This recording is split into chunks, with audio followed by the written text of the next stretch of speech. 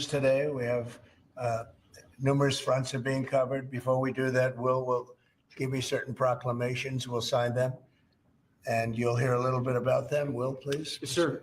First, we have for your signature 5 official designations of special envoys. The first is Mr. Steve Witkoff, who's actually in the room, to be your Middle East envoy.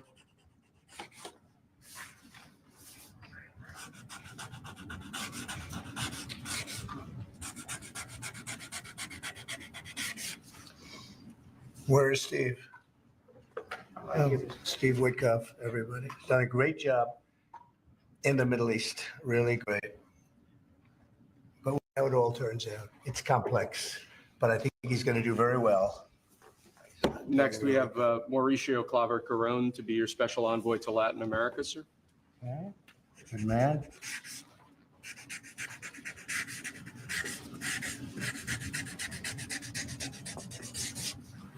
Okay. Thank you, sir. Next, we have retired General Keith Kellogg to be your special envoy on Russian-Ukraine issues. We've made a lot of progress on Russia, Ukraine. We'll see what happens, but a lot of progress has been made. We're going to stop that ridiculous war.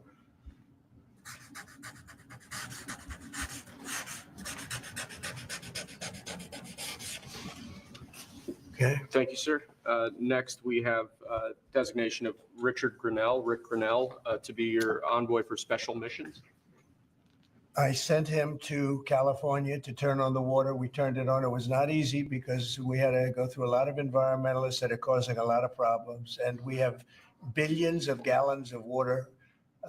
It was on 3 days ago. You probably saw. It should have gotten a lot of press, but it didn't get much. All we're doing is giving Los Angeles and the entire state of California virtually unlimited water, which they could have done 5 years ago, which I told them they should do, but the environmentalists stopped them. And we opened it and we did it regardless of the state. And now the state seems to be very happy. I spoke with Gavin Newsom and he's very happy. I almost called him by the other name, didn't I? My little nickname for him. But I think they're all happy. They have a lot of water in California. Too bad we didn't have it about 2 months ago, right? That was, by the way, that was a big move. We have, I don't know if you saw the pictures that were released of the water pouring down from the Pacific Northwest and Canada and lots of other places. And it's a pretty amazing sight. Mr. President, Rupert Murdoch had a big Friday trip as well. He had a very big Friday trip. You're right. We'll talk about that. He's a good man, Rick. Lastly, sir, we have a designation of Mark Burnett as your special envoy to the United Kingdom. You know who Mark Burnett is? I figure he should be good. He's certainly done a great job. Friend of mine and very talented guy. We have very talented people working for us. I'll hold that one up because Mark has so much television. We'll hold it up, right? He'll be thrilled to see it. He's going to do a good job. Thank you, sir. Next, your administration has smashed records for appointing large numbers of highly qualified, capable people at all levels of the federal government. These are 28 sub-cabinet level officials being appointed to a number of different departments and agencies. Some of them are quite important positions like departmental general counsels, but these are people who have been pre-vetted and have received your approval previously. Very good.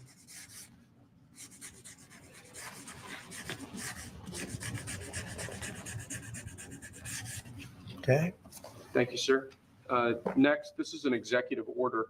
This charges your Secretary of the Treasury, Scott Bessent, and your Secretary of Commerce, Howard Lutnick, to begin a process that will hopefully result in the creation of an American sovereign wealth fund.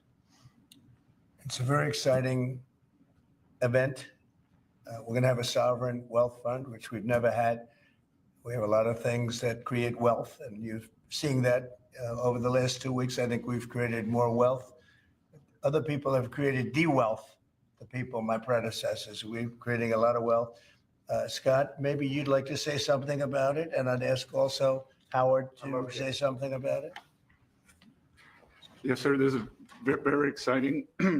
We're going to stand this thing up within the next 12 months. We are going to monetize the asset side of the U.S. balance sheet for the American people. We are going to put the assets to work. And I think it's going to be very exciting. We're going to study best practices as done around the world. It'll be a combination of liquid assets, assets that we have in this country as we work to bring them out for the American people. The extraordinary size and scale of the U.S. government and the business it does with companies should create value for American citizens.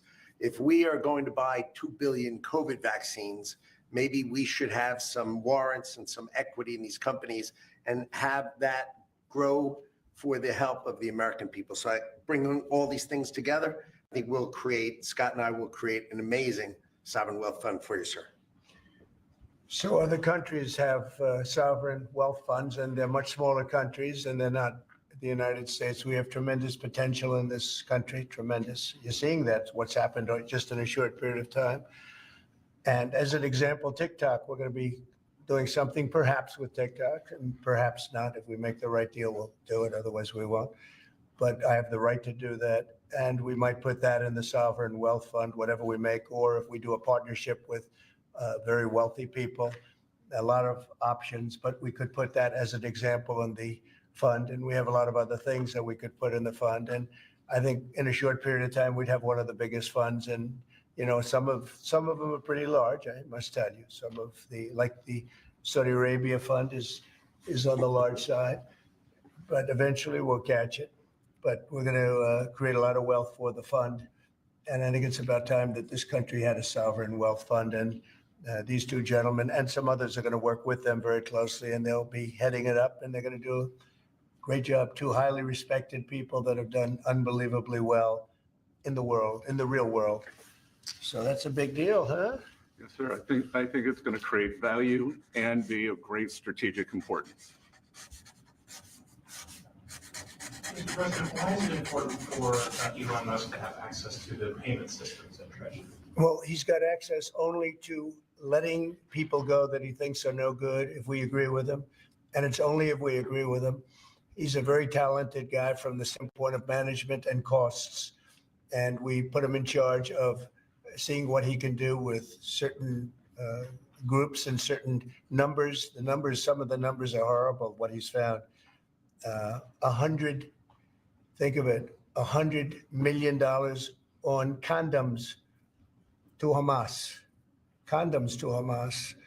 and many other things that are frankly even more ridiculous. And they're finding tremendous waste, really waste more than anything else, I think you could say. Probably fraud and abuse can be added to it, the more standard waste, fraud, and abuse. But they're finding tremendous amounts of really bad things, bad spending. You've been writing about some of it, frankly, and some of the things that they've been doing is just terrible. Elon can't do and won't do anything without our approval, and we'll give him the approval where appropriate. Where not appropriate, we won't. But he reports in, and it's something that he feels very strongly about, and I'm impressed because he's running obviously a big company. It has nothing to do if there's a conflict that we won't let him get near it. But he does have a good natural instinct. He's got a team of very talented people. We're trying to shrink government, and he can probably shrink it as well as anybody else, if not better. Where we think there's a conflict or there's a problem, we won't let him go near it. But he has some very good ideas, and we have a lot of very other talented people also. We're bringing in the most talented people in the world. By the way, we just unrelated, but we have two of the most talented people in the world, the legendary Rupert Murdoch and Larry Ellison. So they are two legends in business, publishing, and probably every other. Rupert is Larry pretty much in a class by himself, right? I mean, although you may have a couple of bucks more, I don't know, but Rupert is in a class by himself. He's an amazing guy, and Larry is Larry. Larry's one of the most serious players anywhere in the world. So it's an honor to have you. This has nothing to do with you people, but they're here, and I thought it would be appropriate. I'm sure you didn't recognize them. if you're all going crazy, they're saying, what are they doing here? Thank you, sir. Okay. Mr. President, on the tariffs, is there any chance that Canada or China could also get out of the tariffs after you start to deal with Mexico? Well, nobody's out with Mexico. We had a great talk with Mexico, and we had President Sheinbaum is a woman. I like her very much. We've had good relationships, but we have to stop fentanyl from coming in, whether I like somebody or not, and we have to stop the illegal aliens from coming in. I think we've lost 200,000 people on average a year for many years, much higher than the 100,000. Could be even closer to 300,000. And they've agreed to put in 10,000 soldiers permanently, like forever, 10,000 soldiers at their side of the border and stop fentanyl and illegal aliens from coming into our country. They have a big incentive to do. Other than that, we've agreed to talk and consider various other things. We haven't agreed on tariffs yet, and maybe we will, maybe we won't. But we have a very good relationship. I also spoke with Prime Minister Trudeau of Canada, and we had a good talk in the morning, but I did ask him a couple of questions, like, banks aren't allowed to do business in Canada. Canada is very tough. Canada is very, we're not treated well by Canada, and we have to be treated well. Banks are not, as an example, allowed to. You know that American banks are not allowed to do business in Canada. Can you believe that? And that's one of many things, and we talked about it, and I think we'll win most of the subjects. But for some reason, a lot of things have been very unfair with Canada. I noticed that in the first term. You deal with people, and after a while, you begin to realize, like you learn that Larry Ellison's very tough to do business with, okay? He's a very tough guy. I mean, I'm sure you're shocked to hear that. But Canada is very tough. They're very, very tough to do business with, and we can't let them take advantage of the U.S. They don't take our agricultural product for the most part. They don't take our cars. They make cars, but they basically don't take our cars. And, we don't need, and look, I think we're going to have another good conversation today. We're actually speaking at 3:00 again. But we don't need them to make our cars. We don't need them to give us lumber. We don't need them for agricultural products because we have all the agriculture we need. They don't take our agricultural product for the most part, our milk, dairy, etc. A little bit they do, but not much. We take theirs. And as far as cars are concerned, they took in a big percentage, almost 19% of the market. And, I wouldn't mind making our cars in the United States. So we have a problem there. I'd like to make our cars in the U.S. We don't need Canada to make our cars. With that being said, we're going to have another call at 3:00. We had a call this morning. It was a pretty good call, I'd say. So the call with Mexico went very well in the sense that they're very strong now on the border. They're going to put soldiers there. So, actually, they're best military soldiers, and they're going to be at the border, 10,000. That's a lot of soldiers, and they want to protect it also. They don't want people running through Mexico, coming through Mexico to come into our country. So they're going to do that, and then we're going to talk about other things over the next 30 days. We're going to have Scott, Howard, and Marco Rubio, Secretary of State, lead the delegation, and we're going to have a big negotiation with Mexico. I'll be involved too, and President Sheinbaum will be involved to see whether or not we can work something out on the tariffs. China will be speaking to China probably over the next 24 hours. On fentanyl and China, President Trump. We don't want fentanyl coming into our country. Now, we had another big thing, speaking of China. China's involved with the Panama Canal. They won't be for long. And that's the way it has to be. Marco just got back, as you know. He's in the process of coming back. I guess he's almost back by now. And he had a very long conversation with the leader of Panama, the respected man, and some others, the entire leadership group. And we're trying to work a deal on the Panama Canal. The Panama Canal was given foolishly years ago it shouldn't have been happened, years ago to Panama, like Jimmy Carter and the group. We lost 38,000 people building the Panama Canal, like one of the great wonders of the world. It's the biggest job we've ever built, the biggest project we've ever built in this country, dollar-wise and every other way. 38,000 people died, Americans, all men, just about, laborers and construction people. They went to Panama. The mosquito got them. Between mosquito and snakes, we lost 38,000 people. It was the most expensive project ever built by the United States. The biggest, most expensive project we ever built 110 years ago. If you bring it up to now, it would have been the equivalent of $2 trillion. The most expensive we ever built, and we gave it away for $1, okay? We gave it away essentially for nothing. And we either want it back or we're gonna get something very strong, or we're gonna take it back. And China will be dealt with. And we didn't give that to China, we gave it to Panama. We shouldn't have given it to Panama, but Panama, as you know, has violated the agreement, totally violated the agreement. So that's in the process right now, but they did have a very good meeting with the head of Panama. In addition to tariffs on China, can you say your current thinking about whether China should be forced to pay reparations both for fentanyl deaths and the million? No, I haven't talked about that, but they do have tariffs. Honestly, nobody, the amount of money that was lost and most importantly, the lives lost because of COVID is not something that anybody could ever even imagine. It's probably $60 trillion, and all the countries in the world don't have $60 trillion.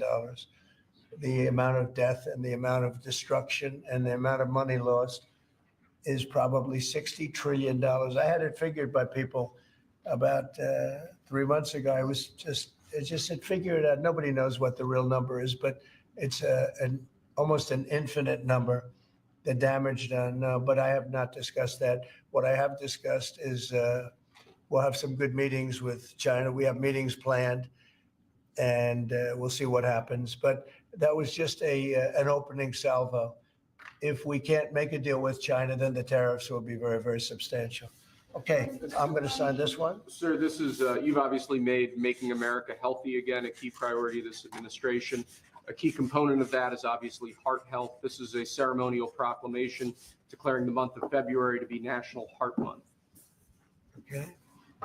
I hear we're doing very well with nominations. We'll see, but it looks like we're doing very well with nominations. Mr. President, have you been involved with calling senators who had some concerns about Tulsi Gabbard? Or Yes. RFK? Yeah, I've gotten great response. And they want to do what's right, and we've had a good response. I think we'll do well. We have great people like this.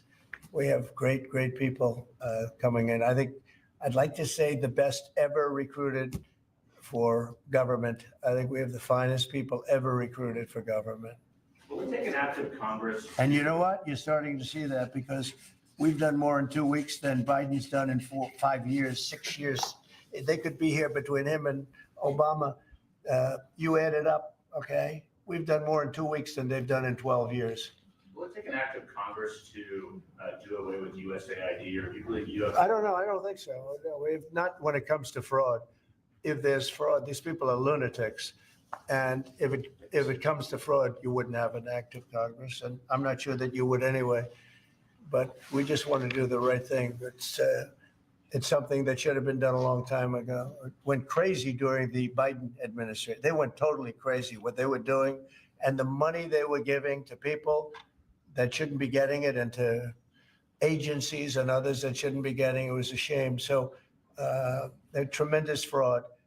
But we'll be doing a report. We'll be giving you that report at the appropriate time. You know, Yeah, in the first term, though, USAID was something that you liked in some respects. I love the concept of it. Yeah, Program. sure. I love the concept, but they turn out to be radical left lunatics.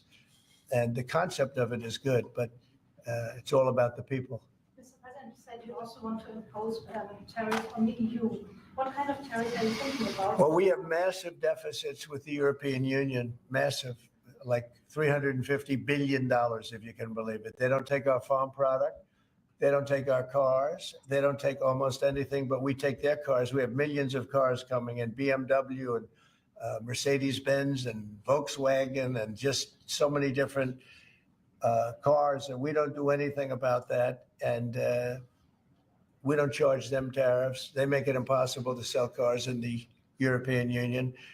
They make it very difficult, agricultural product. They actually don't take it.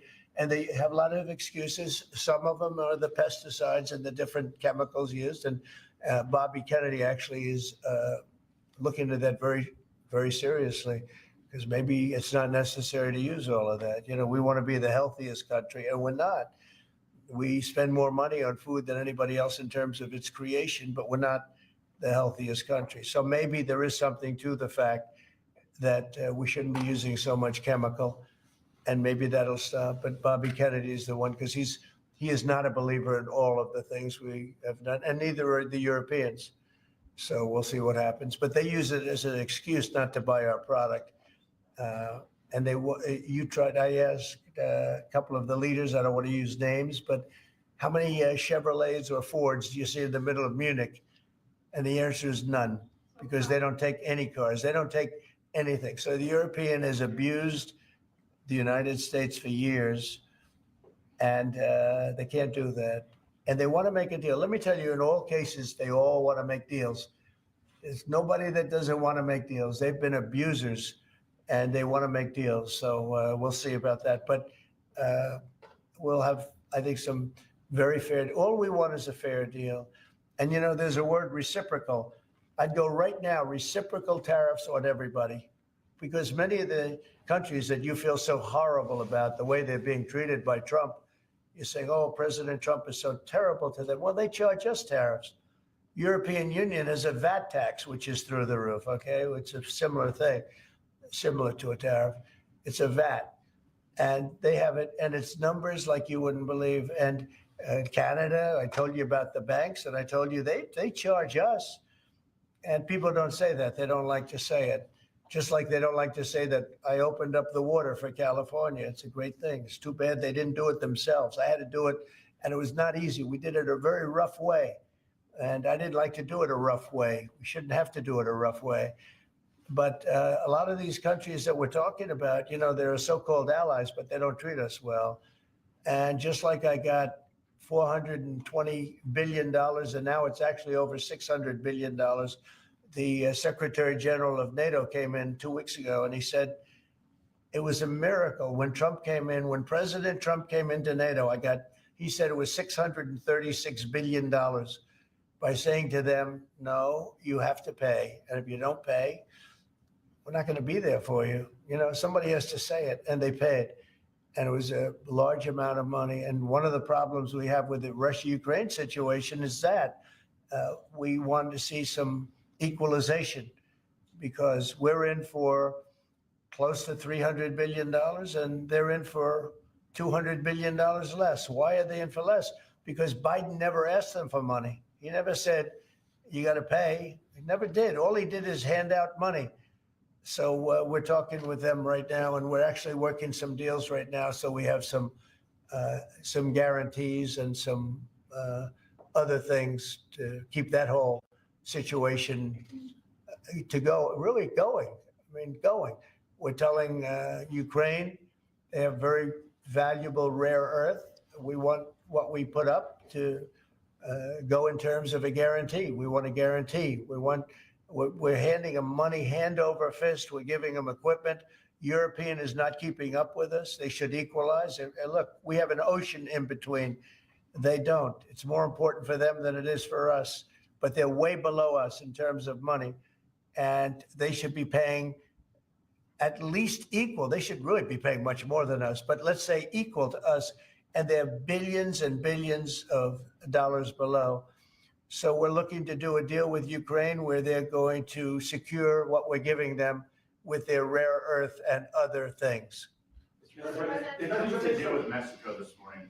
Was that partially related to the market reaction and a criticism for Mr. Murdoch's own newspaper? He called it the dumbest trade war on the editorial page on Saturday. I'm going to have to talk to him. I've been right over the Wall Street Journal many times, I will tell you. I don't agree with him on some things. No, it's not only is it not dumb, you're going to see. Every single one of those countries is dying to make a deal. You know why? Because they're ripping us off really badly. And the United States is tired of just being ripped off. And that's why we have $36 trillion in debt. We have it for a reason, because we make bad deals with everybody.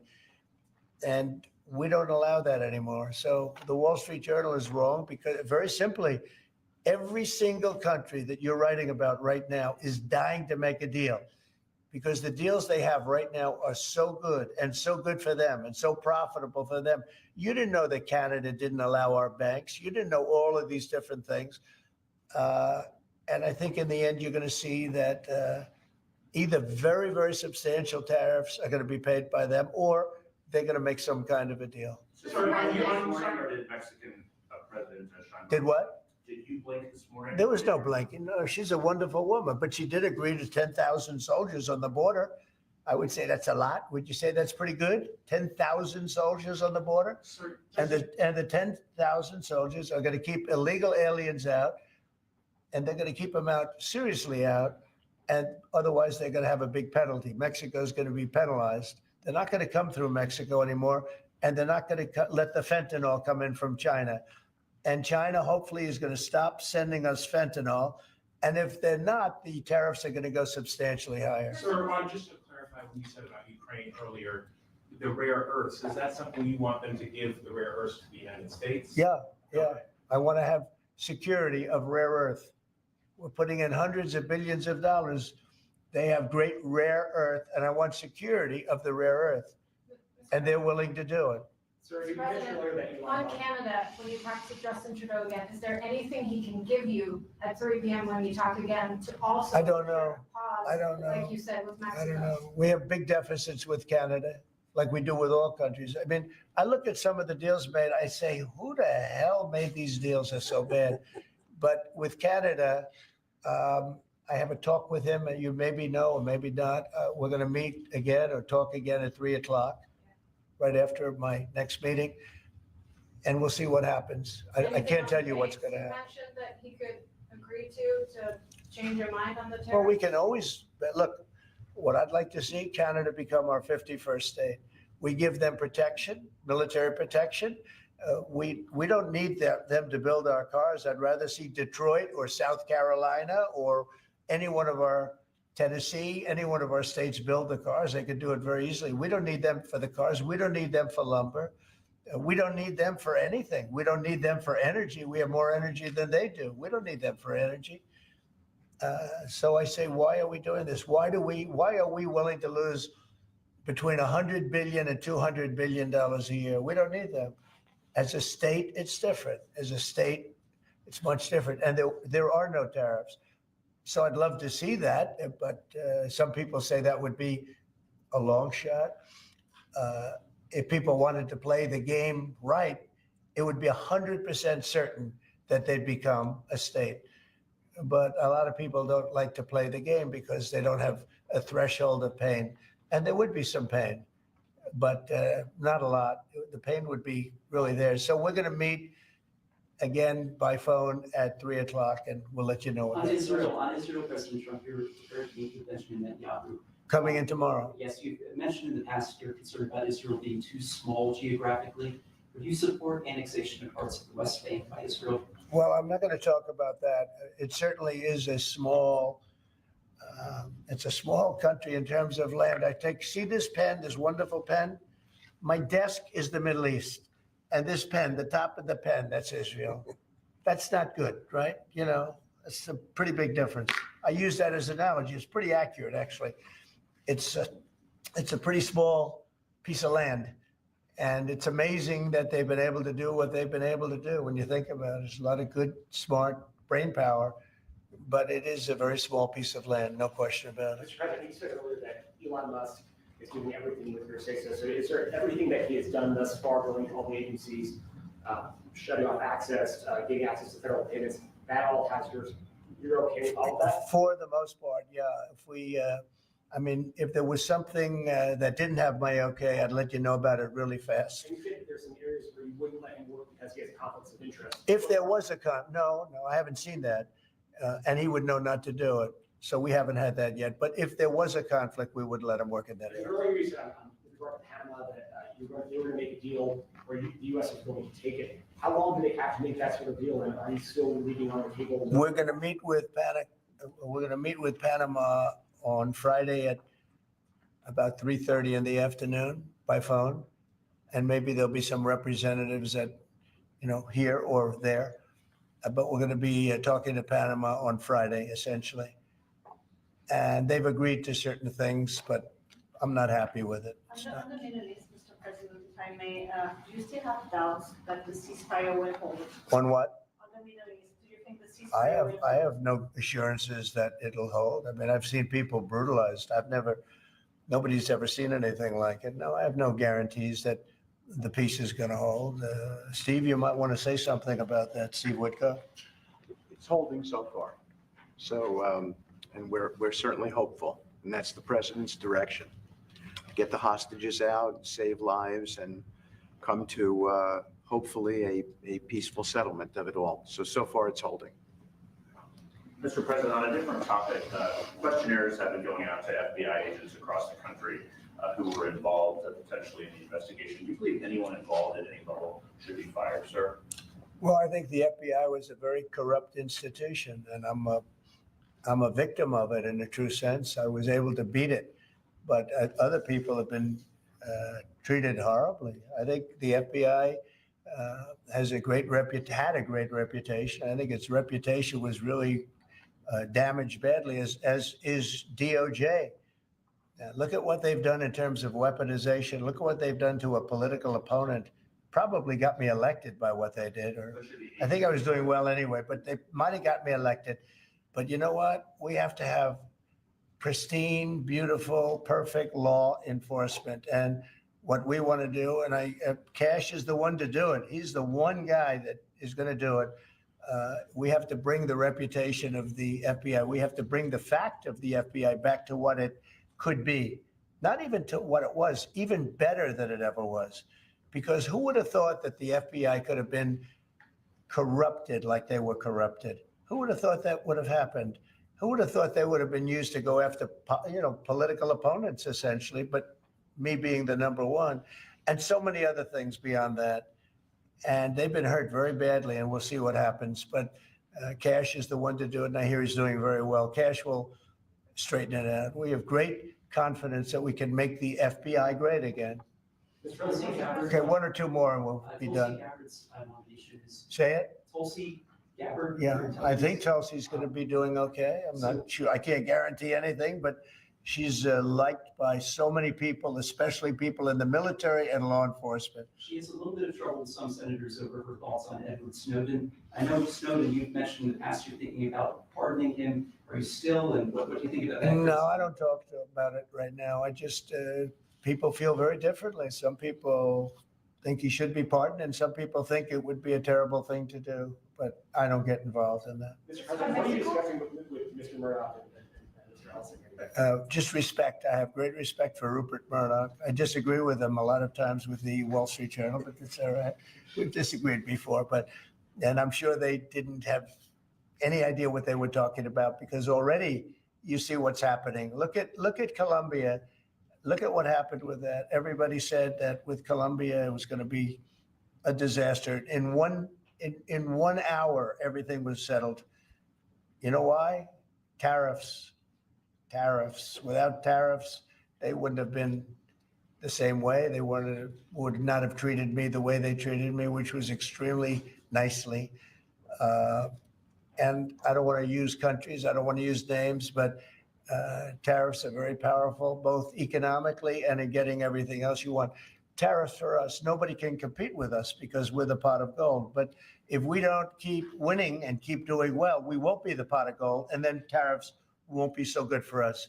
But when you're the pot of gold, the tariffs are very good. They're very powerful, and they're going to make our country very rich again.